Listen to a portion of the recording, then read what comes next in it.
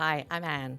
And I'm Paul, and welcome to Out of Place, where we speak with the ones who are challenging the status quo, leading from curiosity, doing things a little differently, and above all, have felt out of place somewhere along the way. We've got real stories, honest lessons, a few laughs, and maybe some tears about business and life from people who've been there, are there, or just getting started. You are exactly where you need to be. Let's get into it.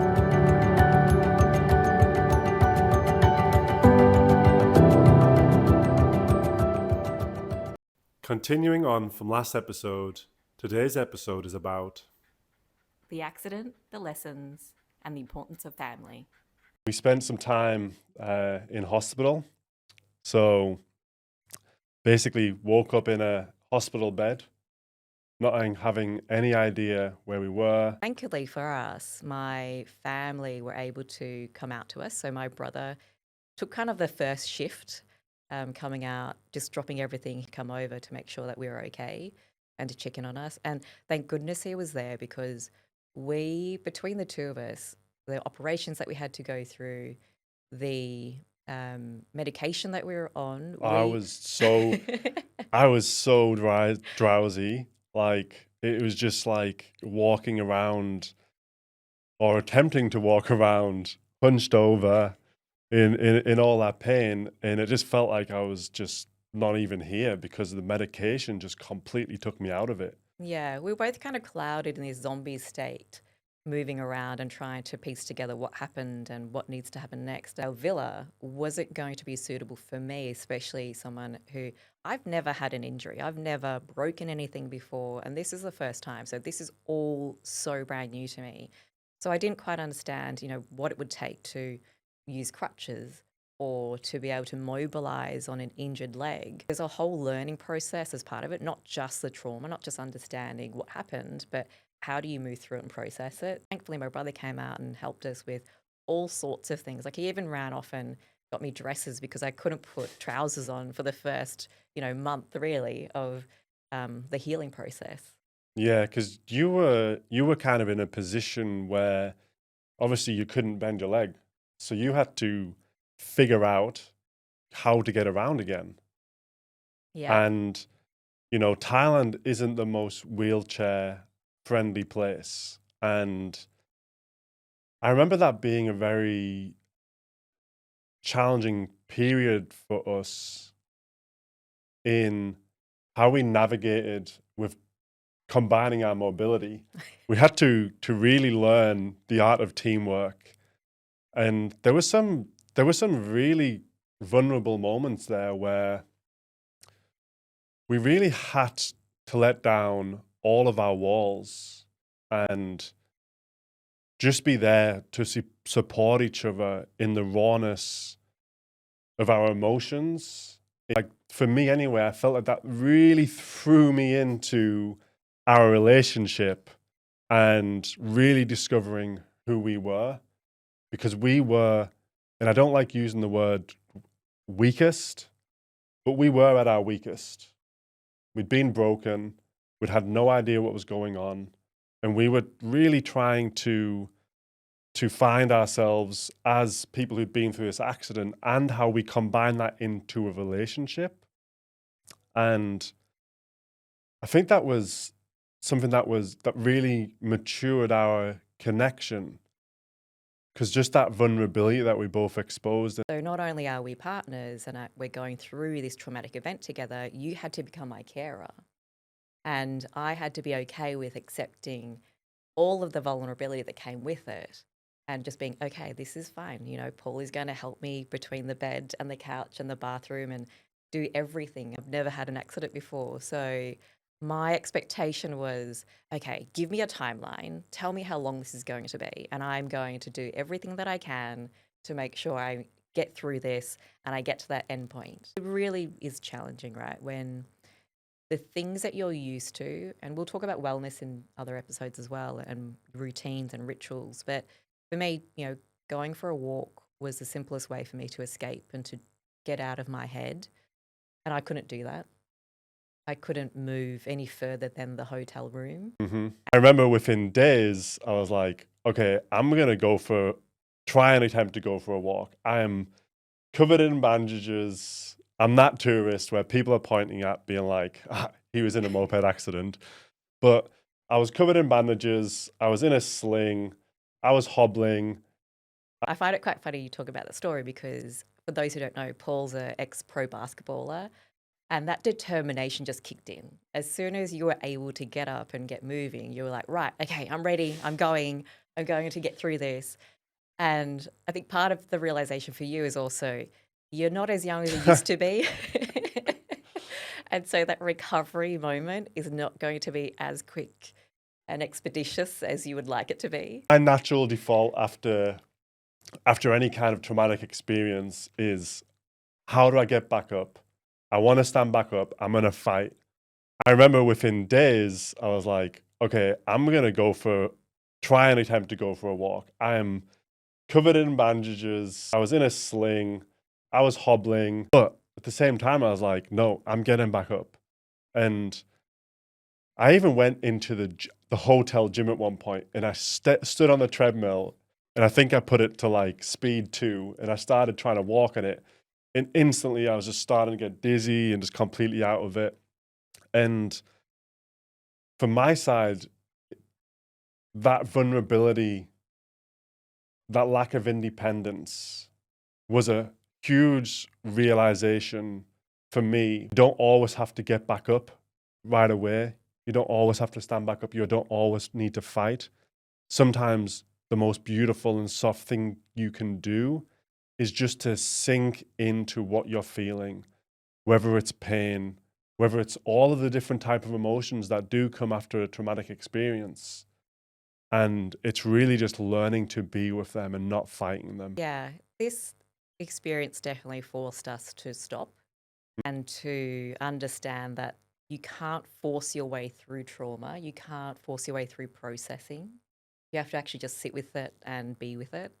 And as uncomfortable as that is, it is the only way forward. I guess we've spoken a lot about the accident, as much as we can recall. The 3 or 4 week period that we had in Thailand before we were cleared to fly. And what came next was something that we can really underestimate when it comes to traveling and you've got an injury. So we finally get ourselves into a position where we've managed logistics with airlines the best we possibly could to arrange, obviously, wheelchairs when we get to hospital, airports, people who can help us navigate through the airports. And obviously, I think something we really didn't expect was, how do we get you onto the plane in Koh Samui to Bangkok? That was challenging. I never realised this until now, that the wheelchairs are suitable for people who can actually bend their leg and sit in a chair properly, not for someone like me who had my leg in a brace and had to keep it extended upwards and straight. So we spent 30 hours almost in transit, travelling between Samui to Newcastle, which is where your parents would meet us. And we were on, 3 flights to get there between multiple airports. And so every time we reached a new airport, for me, I had this nervousness and this anxiety because I wasn't sure whether they would have the right equipment there ready for me, because there was no way in hell I was going to walk my way through an airport in the state that I was in. And also, putting you in position of having to support me through that as well was a really difficult one for the both of us to navigate. So a couple of the airports had the wrong wheelchair, and luckily we had these kind of fold-up yoga mats. I think they're actually called fold-up, and they came in handy for so many different things because I could put it underneath my leg and elevate my leg up. And we somehow managed to navigate our way through from Sydney all the way to Newcastle. And my sister actually farewelled us in Bangkok because she made sure that she was there, somewhat navigating the airport situation with us along the way. Yeah, the British aren't known for their cuisine. No. But my dad, you know, who himself had a fair few injuries and things like that, was just the chauffeur. Mhm. Like, he took us everywhere. I guess really to finish this episode off is you're in a country with your partner's family. How was that?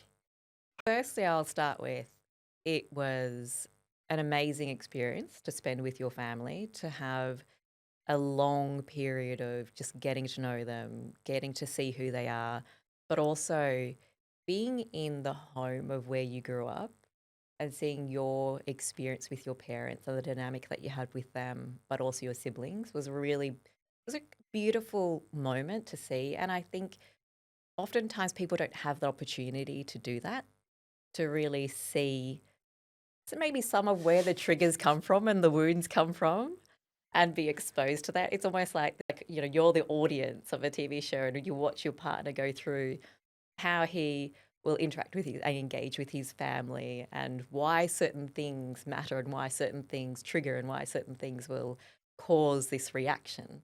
So that was a great experience for me from that side of things. Probably not for you. No, we'll dive into the triggers and my adjustment in a later episode, but I can just imagine for you it was like, that makes sense now.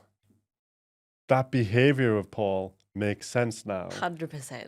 Just like it was the full circle of something that Yeah. really just made sense. And I guess that was nice because you got to understand more about me, which from my side, like I'm living, a 24-hour travel distance away from my family.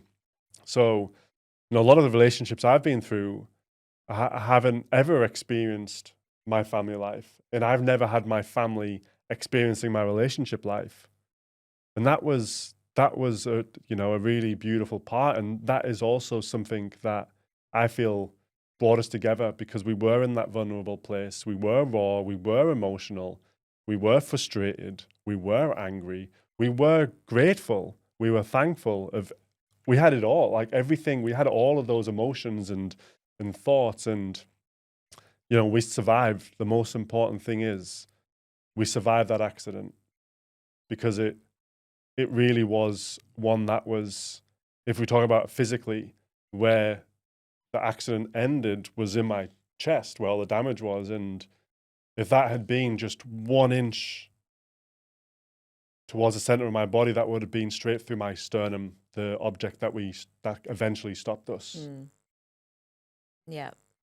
It was the accident has given us a lot of opportunity to um, explore ourselves as individuals and understand ourselves, but then also each other. And then in the UK, that opportunity for me to understand you as a person in the dynamic of your family and why that's such an important part for you as well.